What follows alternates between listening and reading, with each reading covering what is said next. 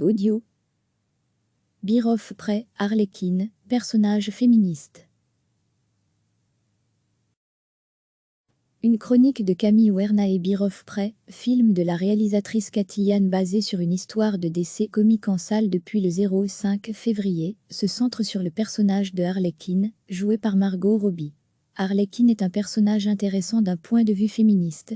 D'abord parce qu'elle est fortement sexualisée dans le comic book, une hypersexualisation que l'on a retrouvée dans le film Suicide Squad, 2016, où Harlequin était déjà interprétée par Margot Robbie.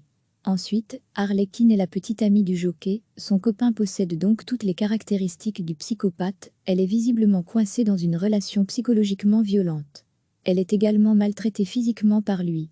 Harlequin, de son vrai nom Harlan Quinzel, est habillée comme un harlequin, un personnage type de la commedia dell'arte, qui est apparu au XVIe siècle en Italie, dont le rôle s'apparente à celui de bouffon du roi. Dans Birhoff Prey, cette relation toxique entre Harlequin et le jockey est résumée en une phrase « Un harlequin n'est rien sans son maître ». Retrouvez en cliquant ici tous les articles des Grenades, le média de la RTBF, qui dégoupille l'actualité d'un point de vue féministe. Revirement féministe assumé et salutaire. Le film se permet un revirement féministe assumé et salutaire de ce personnage, sous l'égide de l'actrice Margot Robbie, qui en est également la productrice. L'intrigue commence d'ailleurs par lui redonner un passé, en insistant sur ses études, son diplôme, elle est psychologue, elle a rencontré le jockey dans un asile psychiatrique, et sa bisexualité.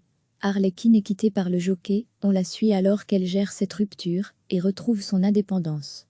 Si on devait traduire littéralement le titre complet en anglais du film, il aurait fallu l'appeler Birhoff Prey et la fantabuleuse émancipation de Harlequin, ce qui a été traduit par « et la fantabuleuse histoire de Harlequin ». Dans le dictionnaire Larousse, le mot émancipation est traduit comme suit : action de s'affranchir d'un lien, d'une entrave, d'un état de dépendance, d'une domination, d'un préjugé. Dommage d'avoir perdu ce sens, car c'est bien de l'émancipation du personnage dont il est question. Moins sexualisé et filmé plus naturellement. Moins sexualisé que dans Suicide Squad, filmé plus naturellement, Harlequin est accompagnée de 4 autres femmes, Tress, Marie-Elisabeth Winstead, Black Canary, Journey Smollett-Bell, Cassandra Cain, Ella Basco, et la policière Renée Montoya, Rosie Perez, dont le personnage est l'occasion d'aborder le sexisme de la hiérarchie de la police. Les 5 femmes évoluent dans une ville de Gotham, qui est très proche de toutes les villes du monde. Elles font face à des insultes sexistes, à la violence physique des hommes, à des tentatives de viol. Elles s'en défendent physiquement dans des scènes de combat impressionnantes, notamment les 2 scènes dans le commissariat, ou encore celle en relais.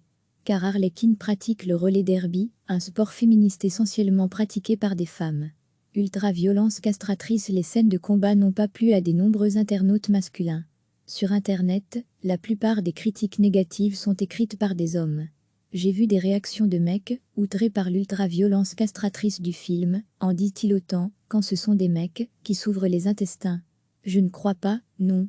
La violence de Birhoff Prey reçoit une réception assez hostile là, où j'ai trouvé les effusions de sang assez classiques.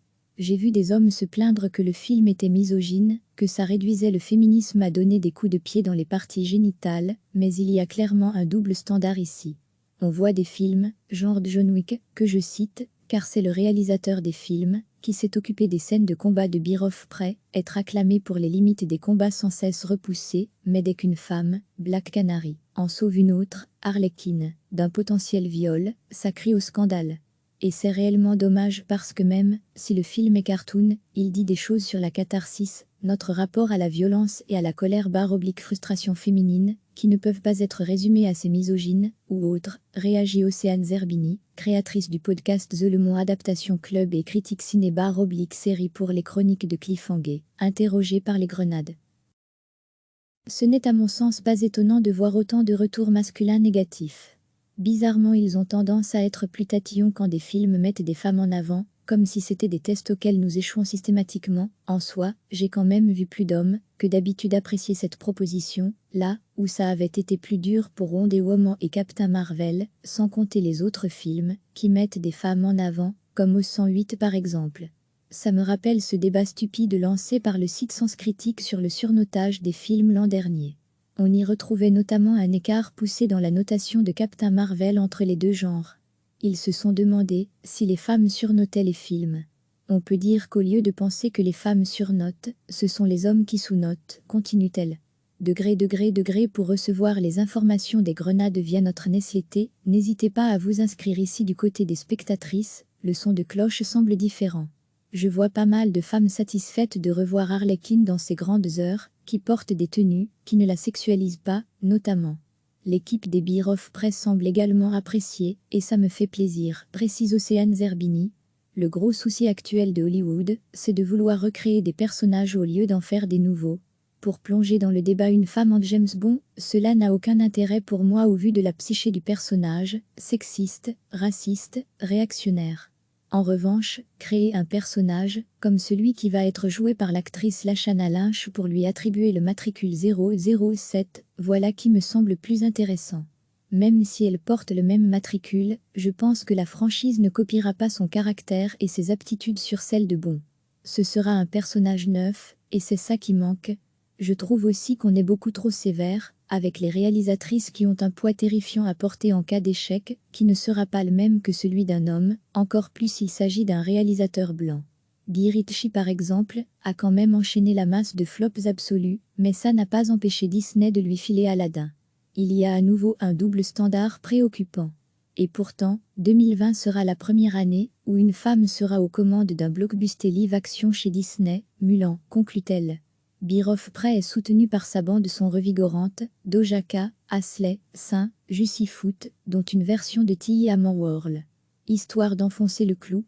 La bande-annonce du film, si vous souhaitez contacter l'équipe des Grenades, vous pouvez envoyer un mail à lesgrenades@rtbf.be. Recevez, chaque matin l'essentiel de l'actualité. Cliquez sur s'abonner pour recevoir les dernières nouvelles.